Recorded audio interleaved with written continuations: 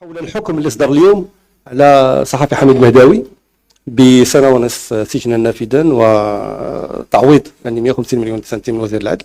يعني شنو الرأي ديالك في هذا الحكم كالتعليق؟ وهل لو كنت وزير العدل وأنت كنت وزير العدل كنت سترفع دعوى ضد؟ لا، أولا باعتباري وزير عدل سابق وأنا آخر وزير رئيس للنيابة العامة في تاريخ المغرب، يعني ألزم نفسي بواجب التحفظ في التعليق على الأحكام، لأنه احنا عملنا واحد المسعى كبير جدا لاستقلال السلطة القضائية، لتأمين لهذه السلطة ولهذا كل ضمانات الفعل.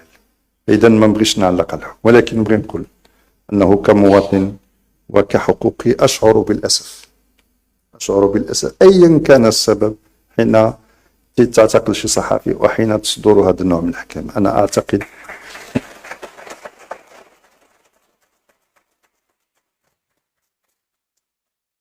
ثانيا خصنا نقولوا بكل موضوعية وبكل نزاهة،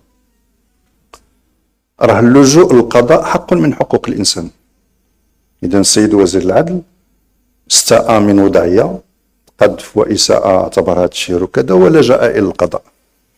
احنا ماشي أمام شي اعتقال تعسفي أو حكم كذا، هذه مسطرات عادية، مسطرة عادية. بطبيعة الحال هذا اختياره الشخصي، كان يمكن له عمل اختيار آخر ولكن عمل هذا الاختيار. أنا تنقول اليوم في المغرب وصلنا لواحد المرحلة اللي أجار يعني هو وزير ولم يلجأ إلى المقاضاة إلا بإذن من رئيس الحكومة. لا، هي شوف، كل الوزراء ما يمكنهمش يباشروا قضايا إلا بإذن من رئيس الحكومة. أن الحكومة مؤسسة، راه دابا مثلا في البرلمان راه الأسئلة توجه إلى رئيس الحكومة، هو تفوض. إذا عدد السلوكات الوزراء مرتبطة بإذن من رئيس الحكومة. فإذا أنا أعتقد أنه شوف، كذلك وصل واحد الوقت في المغرب اللي بتوافق وطني كيخصنا ندشنوا واحد الحوار حقيقي. لأنه أنا نقول لكم على مش على لا يتعلق بموضوع هذا اللي كنتحدثوا عليه. أنا شخصيا حقيقة أتألم للاستهداف البشع اللي كتعرض له المؤسسات في البلاد، وفي غالب الحالات من خارج المغرب، وواحد القذف وواحد الشيطنة المؤسسات الأمنية ديال المؤسسات السيادية بدون معطيات موضوعية. فإذا خص ما يمكنش نبقاو كنتفرجوا في بلادنا، في ملكنا، في مؤسساتنا الدستورية وهي كتسب وكتبهدل والناس كيبحثوا كل واحد لاعتبارات أخرى. وبالتالي كذلك ما يمكنش إلا نكافحوا لكي تتوسع هوامش الحرية، ولكن الحرية ماشي هي السيبة، الحرية ماشي هي الفوضى. كاين ميثاق أخلاقيات المهنة، كاين صحافة كنعتزوا. فإذا اليوم خصنا واحد الحوار في هذه البلاد لكي نجد التوازن الدقيق بين تمكين صحفيين وصحفياتنا من ممارسة المهنة ديالهم بكل حرية، ولكن دون أن تتحول هذه الحريات إلى اعتداء على الحياة الشخصية للناس، إلى النيل من الناس. إذا خصو يكون القانون. ثانيا ما يمكنش نقولوا أنه شي صحفي عنده شي حصانة ما يقذف يسب يقول ما يشاء بلا وثائق بلا كذا إلى آخره. فهذه اللحظة أعتقد اليوم خصنا في هذه اللحظة التاريخية للمغرب يتحول. خصنا هذا الموضوع ديال الحريات وديال ممارسة الصحافة وديال كذا خصنا نديروا فيه واحد الوقفة. ثانيا خصنا كذلك أن نجد الصياغ المالية لدعم الأحزاب السياسية.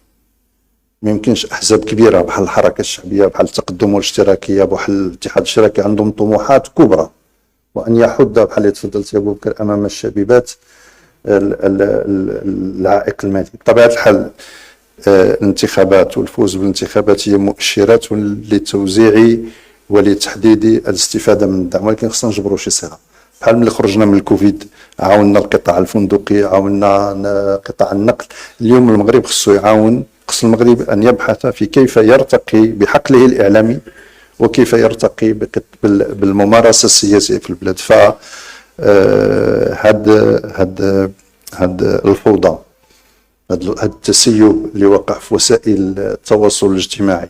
وسائل التواصل الاجتماعي فيها ممارسات محترمة، فيها ناس الإنسان يسعد بالاستماع إليهم وخا ما يتفقش مع الانتقادات ديالهم، ولكن أيضا فيها ممارسات مخلة بتقاليدنا كمغاربة، مخلة بالرسائل اللي كنوجهوا للمجتمع. فحان الوقت لأنه بلادنا تصدر واحد التشريع ينظموا الحقوق، ينظموا الحريات، لانه ما يمكنش نبقاو تنحكموا الصحفيين بالقانون الجنائي.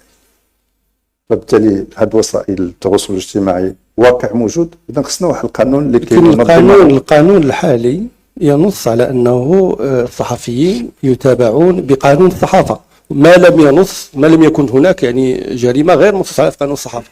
اليوم هناك جريمه نشر، ولكن لم يتم اللجوء الى قانون الصحافه، تم اللجوء الى القانون الجنائي، وهذا اشكال. والسي الخلفي راه كان من يعني اللي شرف على هذا القانون، وكان نقاش حول هذا النقطه في البرلمان وكنا حاضرين فيه. فكيف يعني يتم اللجوء الى القانون الجنائي ضد الصحفيين؟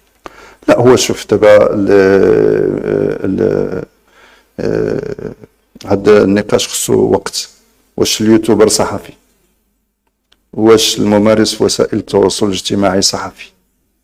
إذا حنا أصدرنا تشريعات صحفية لممارسة صحفية كلاسيكية معروفة. اليوم تغير الوقت، جات صحافة رقمية، جا واقع جديد. هذاك الشيء أدعو البرلمان والأحزاب إلى التفكير، خصنا نفكروا كيف نستصدر تشريعا جديدا لهذا الواقع الجديد. أما اليوم النص الحالي يميز أنت تعرف